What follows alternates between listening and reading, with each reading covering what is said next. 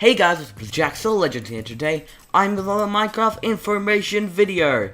And in this week's video slash tutorial type thing, I'm going to be showing you guys all the new features in the 1.14 update. Now there have been a bunch of new changes, all new mobs, armor, dyes, and just retextures of most of the blocks.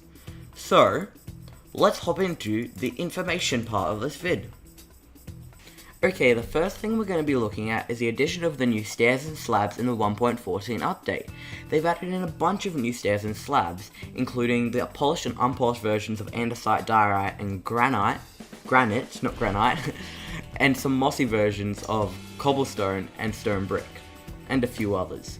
They've also done this with the walls, and this will add so much to everyone's builds, having all these different variations of stairs, slabs, and walls. Oh no, I'm getting shot by my Villager over there. But I really think it is going to be super useful. Alrighty, it's time to move on to the next thing. We are now onto some plants. They haven't added a bunch of plants into this Minecraft update, but they have added a few. The first one we're going to look at is a bamboo. These are found in the bamboo forest and grow really high. So if I have a look, super high, it's like 20 blocks. And they're the fastest growing plant in Minecraft. But you need 4 of these to smelt one item. The next one we're going to be looking at is the Lily of the Valley, which is found in the flower forest and can create white dye. Then we have the cornflower, which like the Lily of the Valley can be found in the flower forest, but it can also be found in the plains. It makes blue dye. You can use this instead of lapis, but you don't have to. Then the next one is very special. This one is the Wither Rose. You can only get this when a mob is killed by the wither, and it makes black dye. You can use this instead of ink sacs like the blue and the white one, but you don't have to. And when you walk on it, it gives you the wither effect, but when you walk off, it instantly stops. So I'll eat some food so I don't die. So this is a really cool flower, and as you can see, it's got some smoke particles around it. Moving on to the next plant, we have the sweet berry bush. If you walk into this, it does 1 damage every 0.5 seconds, which is half a heart. So that means it does 1 heart every 1 second. But it does not do any damage to foxes, because foxes love these things because you use them to breed foxes. When you harvest these by right-clicking them, you get the sweet berry item, and you can plant this by right-clicking the ground, or you can eat it, which, just like this, and it will give you 2 hunger. Let me just finish eating that. And when you walk through it, it will also slow you down, so this would be great for a trap. This is actually easier to get than magma, so you could use this instead of that in your mob traps. Okay, it's time to move over to the next thing, where we're going to be looking at the dyes. Like you saw before, there are 3 new dyes in the game. That means you can no longer use straight up the lapis, the ink sac, or the bone meal. You have to make it into a dye by placing it in your crafting table like so, and then grabbing it out and then dyeing your wool or whatever you're dyeing. Now we're going to look at cooking and smelting in the new 1.14 update. We have 2 new furnaces. We have the smoker and the blast furnace, and each of them are 2 times faster and only give you 50% of the XP for cooking than in a furnace. But the smoker can only cook food, and the blast furnace can only smelt ores. Both of these can receive a hopper/dropper input/output, and also they look pretty cool in your industrial warehouse to have one of these. Then we have one more way to cook in the new 1.14 update, the campfire. It cooks food, but not really fast, but you can cook 4 at a time. There's a nice smoke tower, so it's like a beacon, a cheap beacon, and it does a bit of damage when you walk on it. And there are 2 stages of this campfire. You have the lit version like this, and if you grab out a splash bottle of water, throw it onto your campfire. You have the unlit version, which looks pretty cool and could be used as a floor. But if you would like to see more about these campfires, make sure to go check out the link in the description down below, because I do a whole video on these and how you can use them in your build. Okay, it's time to move along to a new block that's been added to the game. This block right here, the scaffold block, is my favourite block in the game now. Because if you break the bottom of this block, all of it comes tumbling down like so. So that is going to be really useful when building your Minecraft house. And when placing it, if you place it on the side, it will go directly up, and on the top, if you place it from the top, it'll go straight across, so you can just walk along to your wall and do a little dance on here. Then you can walk back down, hold shift to get back down, break that, and then it will all come tumbling down. So this is going to be super useful when building in survival, not in creative because we can fly, but in survival it's going to be super useful, and I wonder if they're going to add it to Skywars, because that would be a really interesting add-on to it. And like the campfires, I've also done a video about these and the pandas and bamboo, so make sure to go check out that in the description down below. So time to move on to some crafting tables, because we have done some furnaces, so why not do some crafting tables? 1.14 has added 4 different crafting tables. We have the cartography table, the loom, the smithing table, and the fletching table. The smithing table and the fletching table do not have a UI yet, so you cannot open them, but the cartography table and the loom do. So let's start with the cartography table. You can use this to clone or lock maps, which is pretty easy to do. And you can use the loom to create banners. Now this replaces doing the banner patterns in the crafting table. So if I open my chest, grab out some banners and some banner patterns, and open this up, I can place my banner in here with 1 die, and you can see I have access to all of these with just 1 die, which definitely saves me a lot of die, because normally I would say I have to use 4 or 6 to get this right here, but I only have to use 1. And another great thing about this is the patterns. Instead of having to use, say, golden or a mob head for every pattern, for every, like, say, creeper head pattern, I can just use the one thing, because these flower patterns or head patterns are reusable. So let me just put these banners into the chest, and we can move on to the next thing. The next thing, we have 2 completely new additions to Minecraft, and we've never seen anything like them before. These 2 new additions are called the Stone Cutter and the Grindstone. So let's start with the Stone Cutter. To use this, let's grab out some andesite or some stone and chuck it into this box here. Now we have a bunch of options of things we can make with this. We can make some polished andesite, some walls, any of these things. Now the great thing about this is that it is much cheaper to make stairs this way, because instead of getting 4 stairs for every 6 andesite you use, you get 1 for 1 andesite, as you can see. And also it allows you to create 1 stair instead of having to create 4 if you only need, say, 1. And it also allows you to create 1 wall instead of 6, which is really awesome. So so now I can get some stairs. I'll have 1 less because I created an andesite wall. So it's definitely cheaper and much faster to do this way. The next thing is the Grindstone. This can remove enchantments and give back XP from those enchantments, and can combine 2 durabilities plus 5%. So if we grab out one of our wooden pickaxes with efficiency 5, you can see it can remove that enchantment. And then you can see it will give us our XP back. I used 4 and a bit XP to enchant that. And then it can also repair 2 things. So if I grab these 2 out, it'll repair that to max, because it will plus the 2 durabilities together, which is just under what it needs to be, but it'll add an extra 5%, so it'll be fully created. But it will not keep the enchantment. So if you want to keep the enchantment and repair, you use an anvil, but if you need just that extra 5%, say you're repairing a regular diamond pickaxe with another one, just use this grindstone. Okay, it's on to the next thing, the lectern. Other than the lectern looking really cool and would be a really cool decoration piece, it also has some other abilities to it.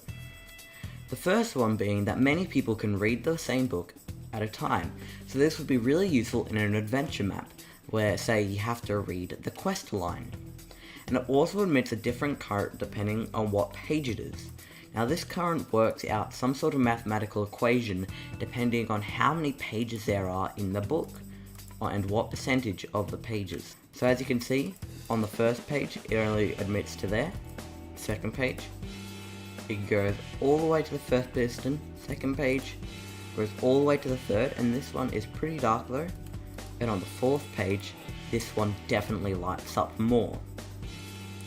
So that is the use of the lectern, and I would imagine someone could make a secret door out of this, which would be really cool. Onto the composters. Now I've done a pretty intensive video on how these work and how you can use them in your Minecraft builds in the description down below, but to cover it basically, the composter can make bone meal.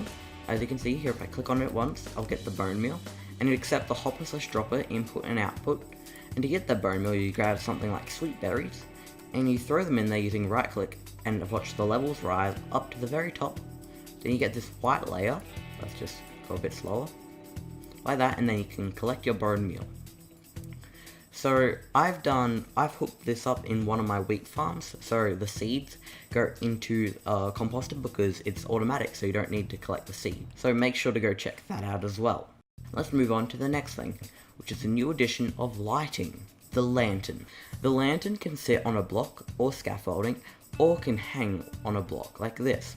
Either one of these look really good, and it emits a light level of 15, which is one higher than a torch. This really adds an element to your Minecraft build, whether it be a haunted house, or a rustic mansion, or a cozy cottage. Now, there's one thing that I wish Mojang would add, is that when you hold it, it looks like you're holding one of those lanterns that you see in, say, Scooby-Doo, as they're walking around. On to the next thing, which is a type of storage. This is the barrel. Now the barrel is special because it can be opened when there's a block on top of it, and stores the same amount as a single chest. And if I can get a good position here, you can see that the barrel actually has an open texture. So let me try and get, I'm not sure how I can do this, but if you get a good position, you can actually see the barrel is open. See this door here opens. If you're quick, you can see that, and on the top, you can really easily see that, like so. So that's the barrel. It's pretty simple, it's like a chest, but it can be open when there's a block on top of it. So even if there's a block there, I can still open it from the side. The next thing we have is something that I've wanted in Minecraft for ages. Different coloured signs in different coloured writing. In the 1.14 update, they've added a bunch of new signs, including dark oak, spruce, birch, acacia, and jungle, and of course the old-fashioned oak. But they've also made it so you can colour your writing in signs. Now this isn't like the plugin where you use the and number system. It is actually by grabbing out a die from a chest or anywhere in your inventory and just right clicking it like so, and it will change the colour. So now if I put this die back on the chest and move on to the next thing, which is the bell. So first let me turn my sounds up because there is a pretty cool sound that this has. And we can see it in action. If I click this bell right here, by right clicking it, it has a dong sound. I'll be quiet and not talk, and I'll hit it. There are 3 different ways you can place this. You can place this on a block, on the wall of something, or on the roof. When it's on a block, it can only be hit from 2 ways, and when it's on the wall, it's the same case. It only can be hit from the sides because of the hinges. But when it's hanging like this, it can be hit from either side, all sides, which is pretty cool, even from the corners. So that's the bell, and every single village has one of these. Okay, on to the next thing. The crossbow. A new type of weapon in the Minecraft world. But before we get into that, let me just turn this down, because you can hear a bunch of noises because of the animals I have behind me. Okay, now we can get onto the crossbow. This crossbow can shoot arrows and rockets. Like, you're probably like, Jax, what do you mean rockets? Well, when I say rockets, I mean like firework rockets. And it can actually also fire the ones that are coloured, so you can have a pretty cool fireworks show let off by people. But it can also fire the special type of arrows, like spectral arrows, and it can also fire regular arrows. So what should I shoot? Because I don't want to hurt anyone. I'll just shoot a wall. But as you can see, it just shoots it regularly like a bow. But the cool thing about this is that it does more damage, and if you go off of it, it stays charged. So if you go off mob hunting, you charge this up at your base, you go off mob hunting, you see a mob, and you can just fire instantly. This feels kind of like the axe of the bow world, how it takes longer to charge up, but once you fire and hit your shot, it does a lot more damage. So this is made for the people that hit their shots, but don't shoot in mass quantities. So this is a really cool addition to the Minecraft fighting world, and hopefully this is added to Skywars if they update it to the 1.14 edition. Okay, on to the animals. Okay, you're probably wondering, Jax, there's a sheep standing here with its head in a dispenser. What could this possibly be? Well, now when dispensers dispense shears, like here, they actually shear the sheep. And using this principle, I have created a fully automatic sheep farm, which I'll leave a link in the description down below, which is 100% efficient and totally survival friendly. So this is like really cool add-on which adds to the farming world and allows you to get a bunch of wool for maybe say a tutor mansion, because you use a lot of wool in those, or a giant zeppelin. Time to move on to the new animals in the snapshot, starting with the brand new cats. Now, you're probably saying, Jax, cats have always been in Minecraft. Well, not these new and improved ones, which are much easier to find and tame because they're in villages, and you can also add coloured collars to them, and they also look much better with the new textures. And the best part about these, they hiss at phantoms to like scare them away, which is just so amazing. I'm just always going to have one of these on me so I never have to sleep. Just so awesome. So now it's time to move on to the next animal, which is kind of like the opposite of a cat, a fox, and the new snow fox as well. These two new additions to the Minecraft world are really interesting because of the fact that they act like wolves, but can't be tamed. No matter what you give them, these foxes will always be scared of you. Only the ones that you breed, so if I breed these two and they have a baby, that one will not run away from you. But if you say place a chicken in here, it will attack it. But it doesn't like just leave the items there, it actually picks the chicken up and holds it in its mouth. And if whatever I drop in there, it'll hold it in its mouth. So if I drop a baked potato in there, you can see it had some wheat in it. So now it's holding a baked potato. It's a tater fox. It kind of sounds like tater tot. So these are really cool, but they are like really bad because that means it's going to be even harder to find bunnies because they attack bunnies sadly. But now it's time to move on to a friendly and fuzzy creature called the panda. These pandas are so cute. There are multiple different types of panda and they love to eat cake. You can see all of the different types and the way they behave in the video in the description down below. And these just are so fluffy. And they will spawn in the bamboo biomes, and there are special red rare pandas, which are super rare. Okay, so now it's time to move on to a new type of villager, the wandering trader. These guys just spawn randomly out in the open, trading random things like a white tulip, some lily of the valley, and just some random things like, why would you need, say, why would you pay an emerald for a white tulip? However, sometimes they have good trades like this, 6 emeralds for some blue ice. Like, blue ice is so rare and you don't normally use a lot of it, so that's always awesome. And they are usually found with their wandering trading pals, the llamas, which have a really cool coat on and they bring around with leashes. But the coolest thing about these guys is when it's night, they drink an invisibility potion, or when it rains, to make sure the mobs don't attack them. And then when it's day, you see them holding some milk and they drink that, so they can turn back into their wandering trader sort of ninja form. Okay, so now we've got them out of the way, it's time to move on to some old but new-ish mobs. The reason why I call these old but newish mobs is because the horses have been around for ages, but only recently has the leather armor been introduced. Leather armor can be dyed and crafted unlike any sort of armor. Sorry, I just have to watch out because of that pillager over there. So no horse armor can be crafted except for the leather armor, but the leather armor can also be dyed. You craft the horse armor like this, like in an H, and then you place a leather horse armor here and just chuck some dyes in there, have some fun. And depending on what dyes you put in there, you get a different color. So I'm going to get a color like, I reckon that looks pretty good. Then I can put it on my horse. And whoa, that is almost an exact match to that other one. That is actually so funny. But it really looks cool. You can match these to the banners, all the flags of your kingdom. Or if you want to look evil, you can make your horse armor black. Or if you want to look majestic and look like the White Knight, you can make it white. But now it's time to move on to these evil fellas over here, the Ravagers and the Pillagers. Now I have to be very careful walking over here because they look like they want to shoot me.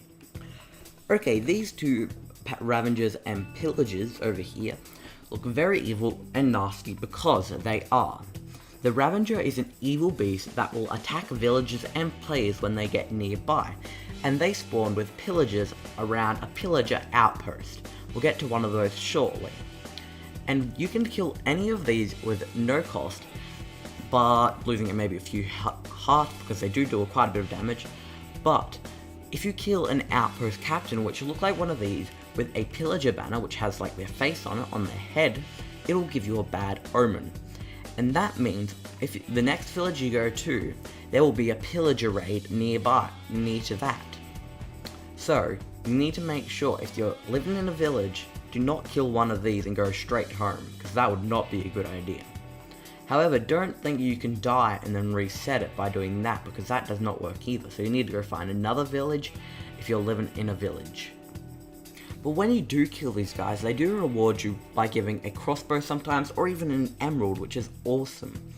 Moving on to the next thing, we have the mushroom. Now I have to be very careful getting camera angles on this mushroom, because those pillagers are trying to attack me because I'm in survival mode. Now you might be wondering, Jax, it's a mushroom. What's so special about a mushroom? It's just a mushroom. It's been in Minecraft for like so many years now. Well, the special thing about it is if I grab out my trident, my bowl, my cornflower, and my splash potion of fire resistance, make it rain, splash it with fire resistance, hopefully I got it, yeah I did, and then strike it with lightning, you can see it turns into a brown mushroom, which is one of the coolest things ever. And if you feed it a cornflower, or any type of flour, and then milk it using a bowl, you get suspicious stew, and depending on which flour you feed it, you get a different type of suspicious stew, or effect from it. So I got jump boost from that suspicious stew, so if we walk over here, you can see all the different types. Like if you want to prank your friends, you might use a lily to give it poisons, or a wither rose, or maybe even an azura flower for blindness, which might confuse them. But if you want to go PvP, you might use a poppy for a short burst of speed, or if you're doing a bit of parkour, you might just use a cornflower. So let's just quickly make it go over here and make it happy again, not rain. And you can see that that llama over there is attacking the zombies, because the llamas are very defensive and attack zombies and pillagers, because the pillagers attack their masters. Okay, now that I've shown you all the new mobs, the dyes, the plants, the blocks, everything, except for the new villagers, so let's go and have a look at those now, starting with the Taiga biome village. So let's go and do that. See you guys there.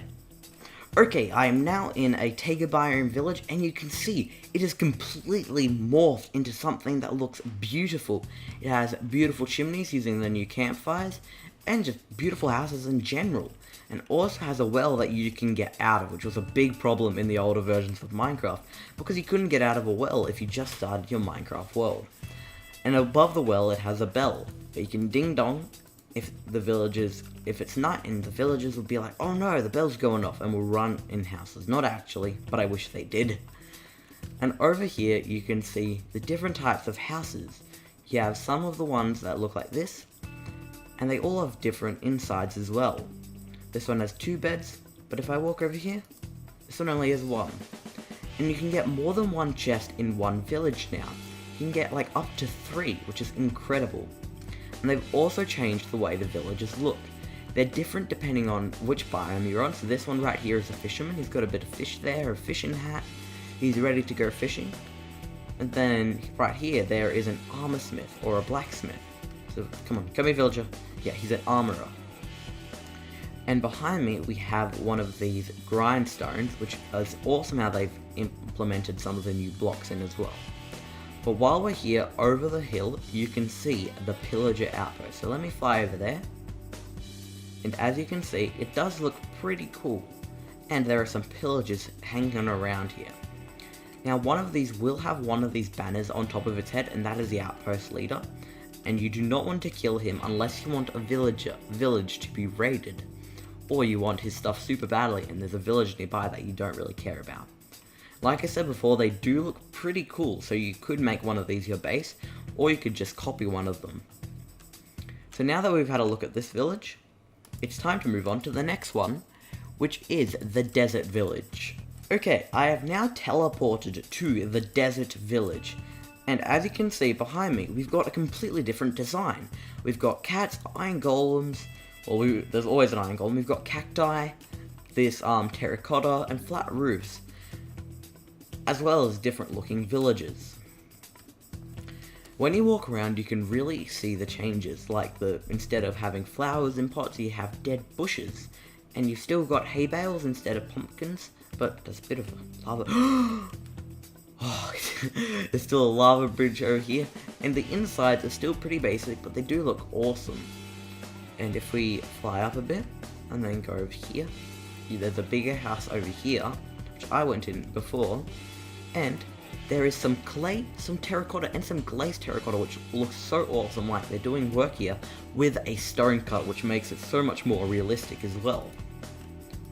And you can also see that they've improved the farms in each one of these villages. Instead of having that wood frame around them, they have got a nice stair frame, as well as a composter here. So now, let's move on to the next village. Now that we've had a look here, let's go. Okay, I've now teleported over to the Plains village, which looks, again, completely different, but it still has closer to the same style as the old villages. But in this time, they've used cobble with a wood framing, and they've also used some of the terracotta.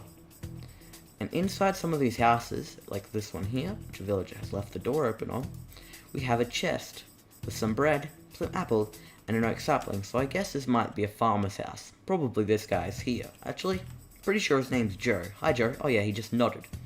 And also outside we have some sheep with a gate. And if we have a look around this village, you can see quite a few differences. One of them being over there where there's a fountain, and another one being over here where there is a furnace area, where there is a blast furnace right in here where they would cook their ores. And they've also used these smooth stone blocks, which I'm not sure if you can craft them in survival yet, but you can definitely get them from villages, which is awesome because these are some pretty cool blocks for walls. So now, let's move on to the next village. Okay, I have now teleported over to the savannah, which is just incredibly different in so many different ways. Starting with, the wells look completely different. They're much smaller, much more petite, and the farms are more random, like you see on those rustic builds, those professional ones. And some of the houses are on little picks, and they've used the new barrels, and there's melons here, so melons are no longer only put in the jungles. Now, one thing I just noticed about this house is that this house is incredibly thin, so it's a bit squeezy. But I guess maybe Harry could live with that. Maybe this house is a bit bigger. Now, this house uses some of the banners. Yeah, this house is a bit bigger, and it has a cartography table in it, and a chest with some paper, an empty map, and some bread because it's a cartographer. So each of the houses have specific means for them. So this one in here, just like a simple family house with one bed and a table. It's very cute. And around here you can see there's composters and paths leading off to the farms. And right over here, you can see one of these houses looks completely different to the others. So I wonder what this one is. This is a brewery. It looks kind of like you do your magical potion dance right here. Like, if you step past this line, you become a magical potion dancer. But if you're here, you just watch them. And this roof kind of looks magical as well. So, and if I fly over here, you can see this villager here, because we're in the savannah, has an eye patch on. So he is a villager. Okay, so now it is time to move on to the next village and the final village. Okay, I'm at the final village, and this one is a completely new snow biome village. And as you can see, the houses are again completely different, but they don't have a well anywhere, because of course the water would freeze. And they've got some interesting roof designs, one over here being sort of like an M or spider shape, or like the bat logo. And inside, we've got a chest with some maps because he's a cartographer, and just a seat. And then over here, because of the new 1.14 update, there are a few bugs. So they've got kind of like a half-built house here. But then if we go over to the one of the fully built ones, let me just run over here, you can see they've got a very low A-frame roof. And then their doors are also surrounded by these stripped logs. And inside they've got another chest with some snowballs, some potatoes, some bread, and some snow blocks and beetroot seeds. Then if we climb up this mountain a little bit, you can see we've got an igloo. I'm not sure where the door is for this. This might be a bit risky. Wait, where is it? There. We've got an igloo, and inside here we've just got two simple beds. And this villager is very similar to the savannah one, where it has an eye patch. And this one here is just warmly dressed. And then, as we walk over here, you can see there's a completely different house that stands out among the rest of them. It is a sort of smelting area with some lava here, and a grindstone, and if we head inside we've got another chest with some iron chest plate, iron leggings, some obsidian, some apples, and an iron pickaxe, because this is like a miner's slash furnace person's place. A furnace person's place. And a grindstone, another one of these. Well, it grinds a lot of stone. Oh, it's called a blacksmith, not a furnace person's place. But you know what I meant. And there's some coal as well, but here we've got an ice igloo, which is pretty cool. And this one has a chest in it with a furnace. Now, I did not add any of this in, this is just what it had. It had a furnace, snowballs, and all of this. So there's some really interesting finds in these chests. And again, there's a different coloured bed. And here we have another completely different villager. He looks like he's wearing a warm wool coat and just kind of stuck. Let me just save you there, Jerry. And he seems like he's ready to trade. So he's a shepherd. That makes sense while he's wearing a warm wool coat. And he's selling some shears. And inside this house, we've got a nice white bed, because that is what he creates, because he's a shepherd. As well as this village having so many cool things like igloos and stuff, it also has lanterns. This village is the only village in the game at the moment that has lanterns in it, which I really think is a shame, because I reckon all of them should have lanterns because they're such a cool thing. But all of these villages have really changed the game, and all of the new mobs and textures. So now I'm going to wrap up the video, guys. So that's going to be the end of this video, guys. I hope you guys enjoyed. Please leave a like, comment, and remember to subscribe if you're new. And if, like I said before, if you want any in-depth sort of videos on any of these items, make sure to leave a comment down below, and make sure to check the description for any of those items, because I have done a few videos on them. And me and Jerry the Derpy Villager will see you guys later. Peace. Oh, and remember, stay carbonated and villagerated.